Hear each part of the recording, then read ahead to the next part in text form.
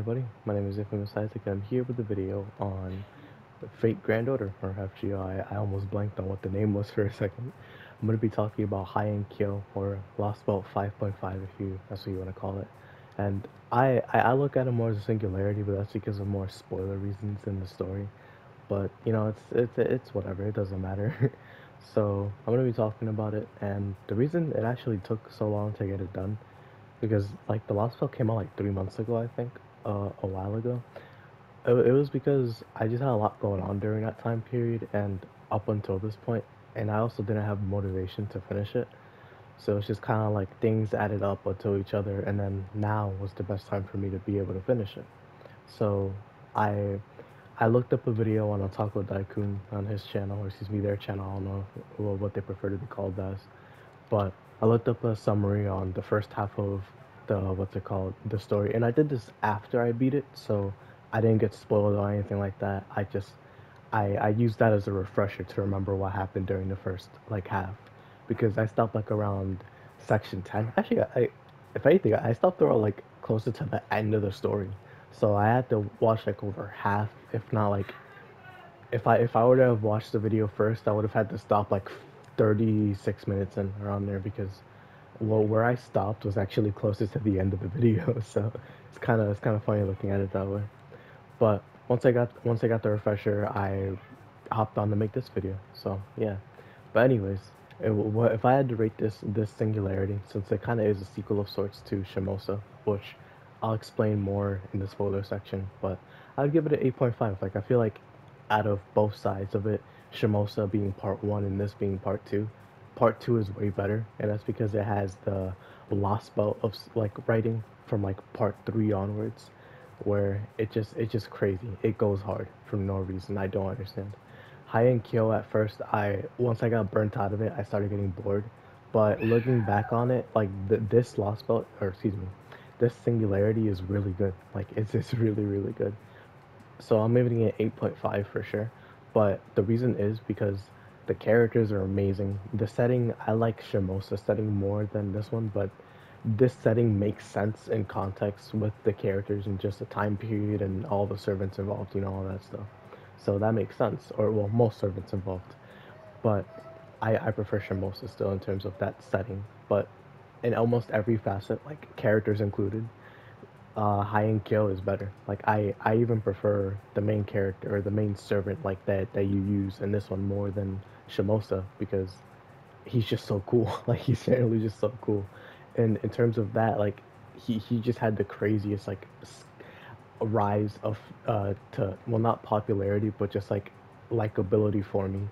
Not even like coming back from like unlikable to likable, more like I was indifferent towards him to he's one of my favorite characters now. Like he's so cool. But yeah, overall, I give this an 8.5, and that's the end of a spoiler free section. So if you don't want to be spoiled on this, and if you're like holding off, stockpiling up until Lost Boat 6, then this is your warning. So yeah. Anyways, so spoilers ahead. This is the continuation after Lost Boat 5.2, Olympus, all that, and we're just preparing to go to Lost Boat 6, but in reality, we were supposed to go to Lost Boat 7 because they wanted to take care of the foreign god first. But the singularity showed up, and on top of that, something else causes us to go over to Lost Boat 6 after this. So it's like, oh shoot, alright, so we're not going over to Daybit yet, which is going to be fire. I can't wait for Lost Boat 7. But yeah, so they go over to Lost Boat 6, excuse me, the singularity. And later on in the story, it's shown like this could be a lost belt, but I still view it as a singularity because of its conception and like its origin of conception, or well, conception of origin. I think I don't remember what it would even be called, but yeah, this is a singularity. Like it shows up as a singularity, a point in time that deviated from normal human history, right? Like it's its own blip, but what happens later on in the story causes it to become a lost belt. So it's both at the same time, which is super weird.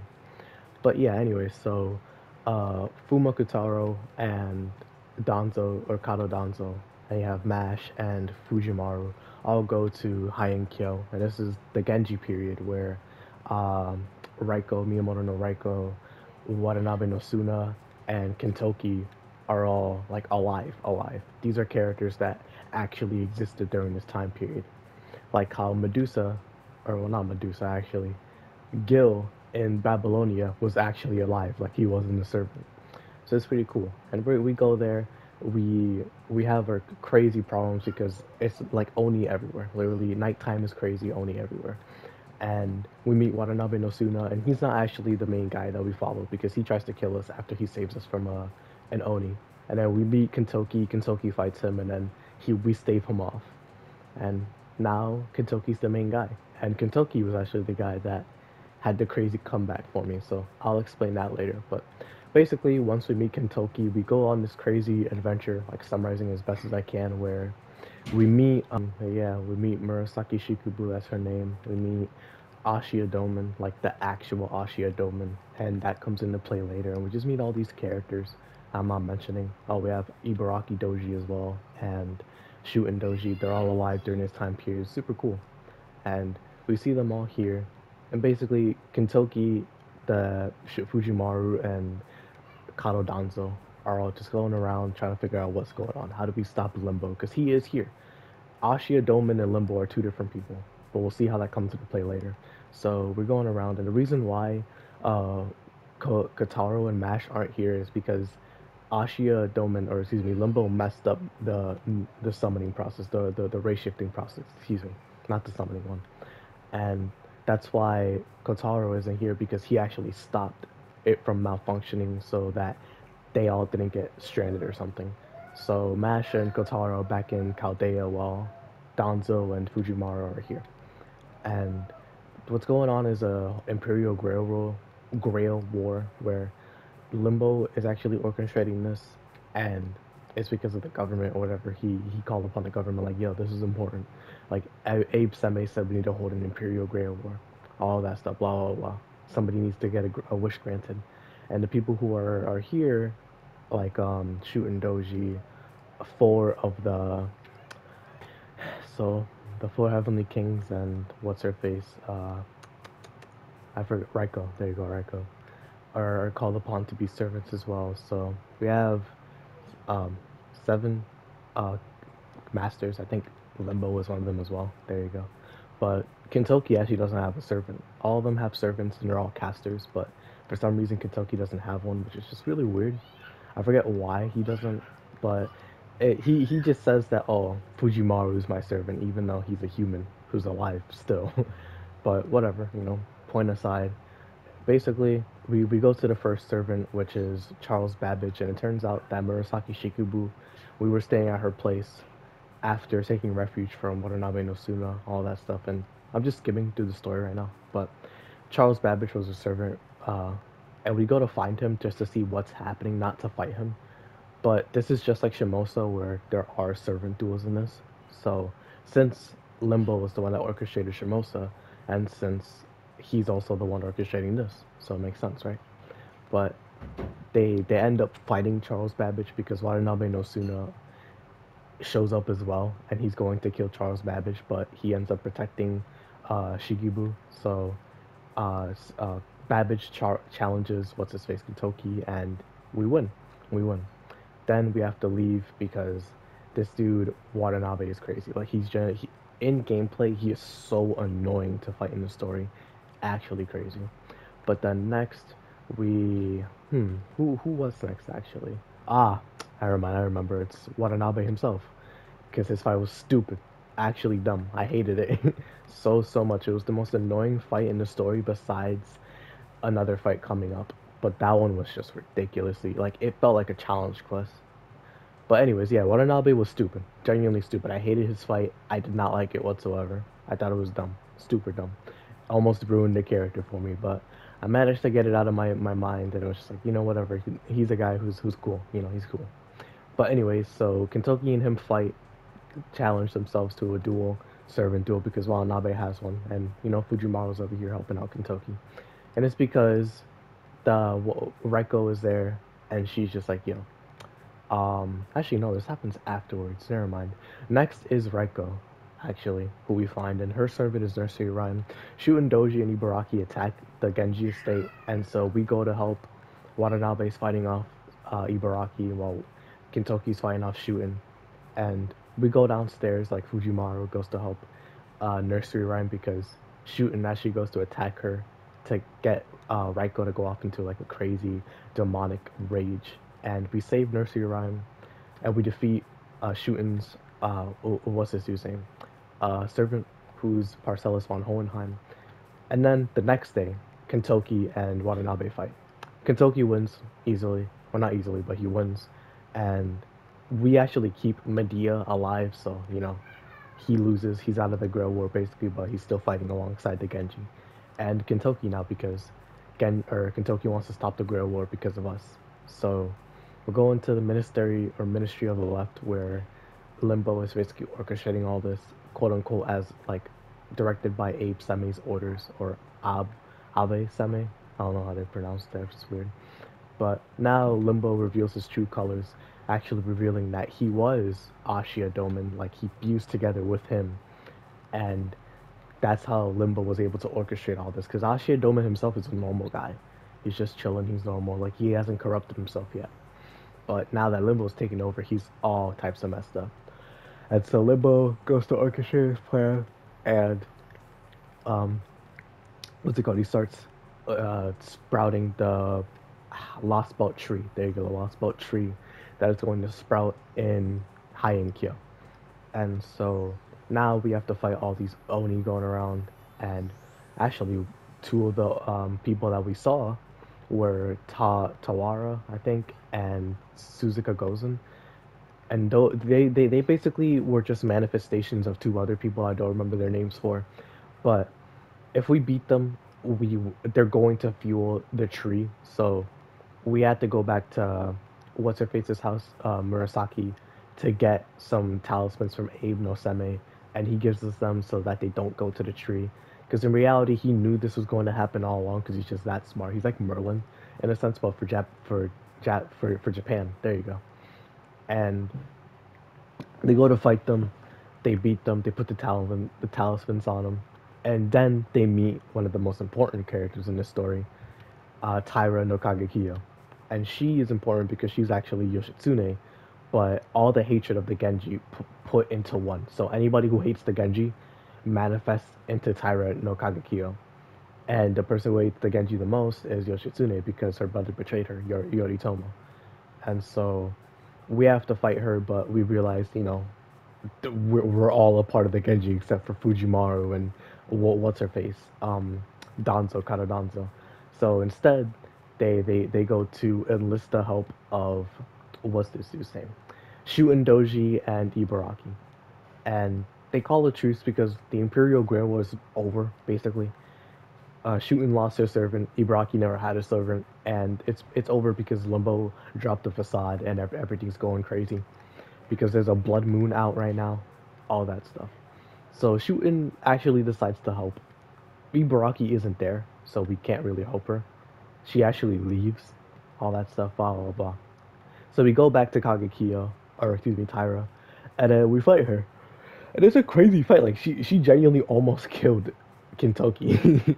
And if it wasn't for Shootin Doji, we would have lost for sure because Taira is really good against Genji, so she just had the advantage no matter what. But because of Shootin Doji being there, Kintoki manages to win and beat Taira. It was just this crazy scene because it was really heartfelt. It was Kintoki, the ancestor to Yoshitsune, since Yoshitsune is still in there, talking to her and just giving her all this like motivation, just like, yo, why did you fight in the war? Was it for your brother? Was it because to protect the Genji? What was your reason? And, she was like, to fight because I'm a warrior, I'm prideful, all that stuff, and just like she was doing it to protect as well because of her brother. And it was basically like, yo, you hate the Genji, but at the end of the day, you lived your life and you fought as Yoshitsune. You didn't live your life as a Taira Kagekiyo.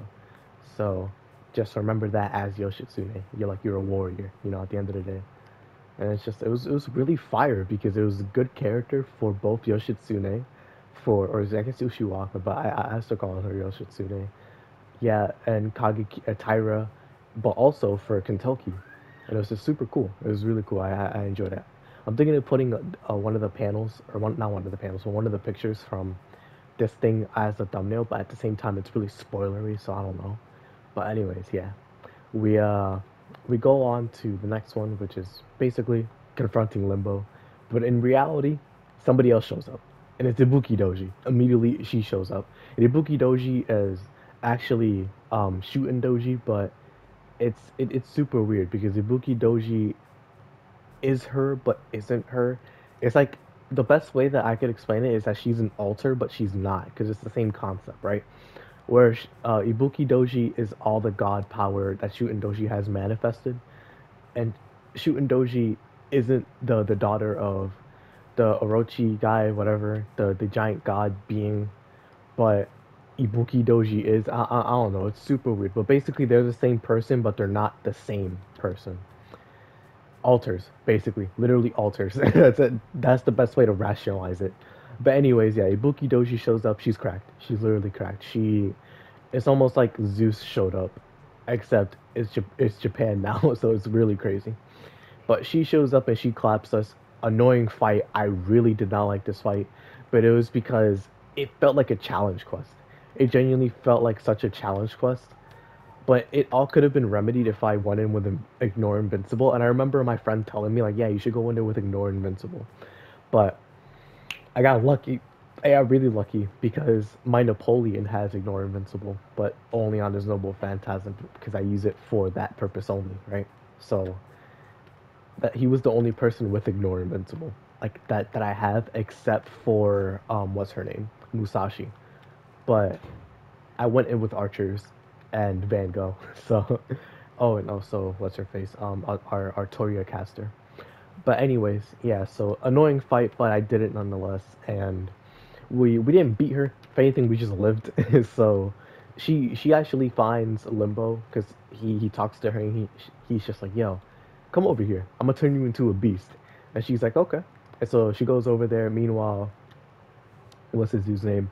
Everybody's recovering. They're trying to get just recover from all that immense fighting that we had to do with Ibuki Doji. We're just trying to rationalize what she is and just figuring out what to do, right? And the best thing to do is to go stop Limbo. So they go do that.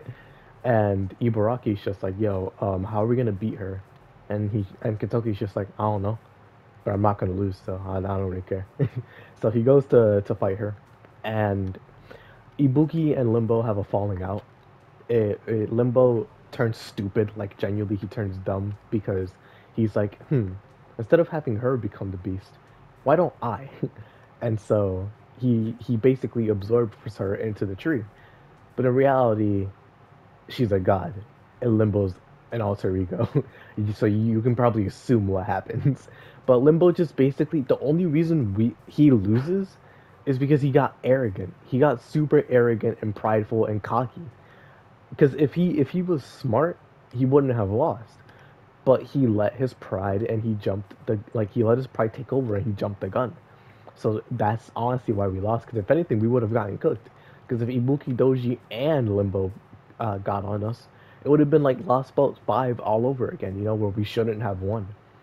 But I don't blame that more on the story. I blame it on Limbo because Limbo is written as that character to be like, the man's really smart, but once he gets arrogant and cocky, he's stupid. And he's dumb. He's not that smart.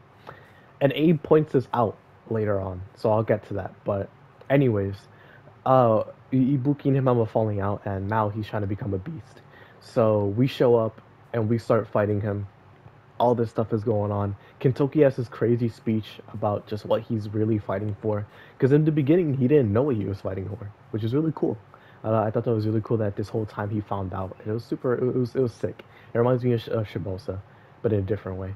And he summons the golden bear that we used in Olympus, and I forgot that we summoned that. I knew that Ares was using it, but I forgot that it was Kentoki's golden bear, which is really cool. I love that so much, and it kind of shows like, oh, this is a prelude to Naraka Mandala, or excuse me, Heian Kyo. It's super cool, but he used the golden bear to take down the Lostbelt while we're fighting Limbo, and he was alright. He was an okay fight. Found him kind of annoying sometimes with all the damage that he was doing, but at the same time, it's a quote unquote Lostbelt king in a sense. So I guess I understand why it's hard, but regardless, we we managed to beat Limbo, and Kentucky manages to beat the tree. But actually, the only reason he was able to was because of what's this girl's name, Ibuki Doji. Because again, she didn't get absorbed. It was just more like she let herself get captured because she was just having fun. So she gives him the sword Kusanagi no Taichi. I think that's how you pronounce it. He has the name too, but she gives him that sword to use to cut down the tree because she just wants to stop Limbo because he's annoying. But one thing that Limbo didn't realize, and the reason why he also failed, reason number three, was because he tried to become a beast, but he can't become a beast because beasts in FGO have love for humanity. It's just they're evil because of how they go about that love.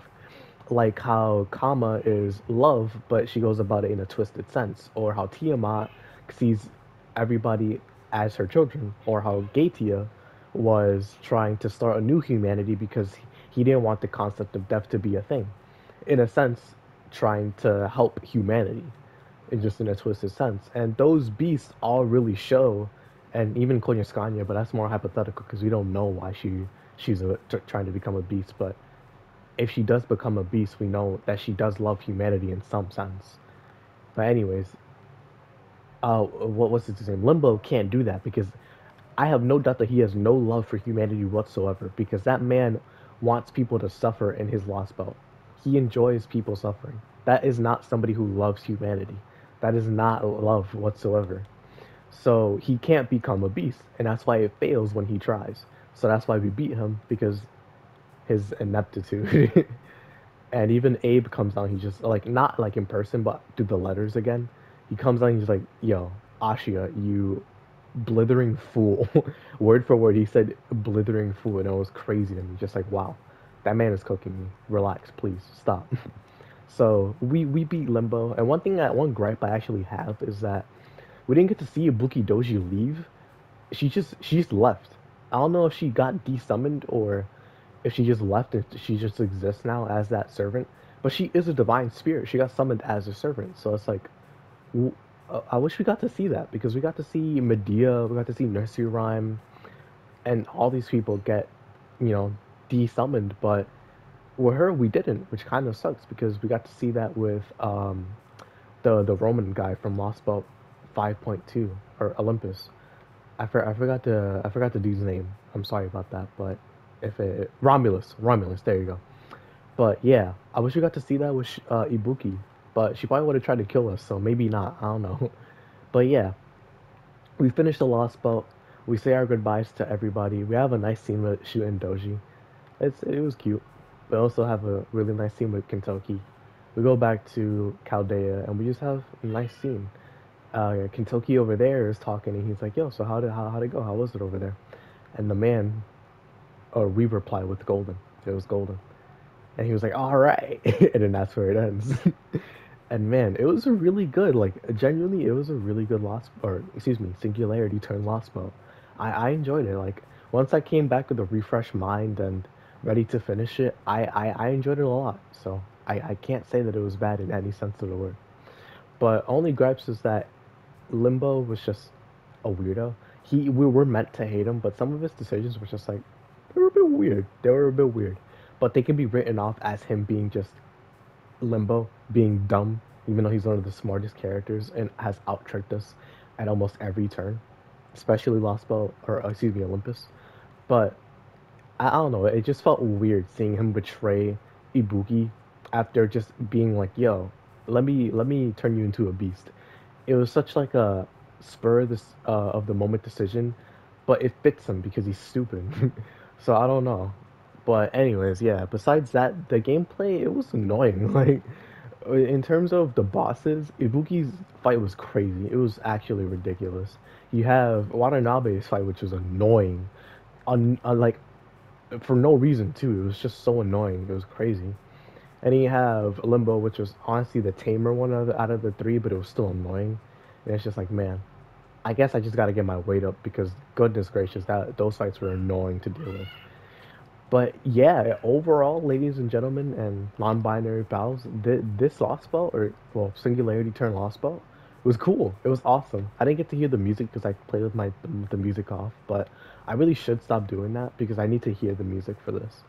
But the animations in terms of the story, because the um, the visual novel aspects of the story started getting animations, and I think that was more around like Lost Bolt 3, Lost Bolt 4, which is really cool. Seeing them how they're growing and developing is awesome too. So I'm loving these animations. Characters were awesome.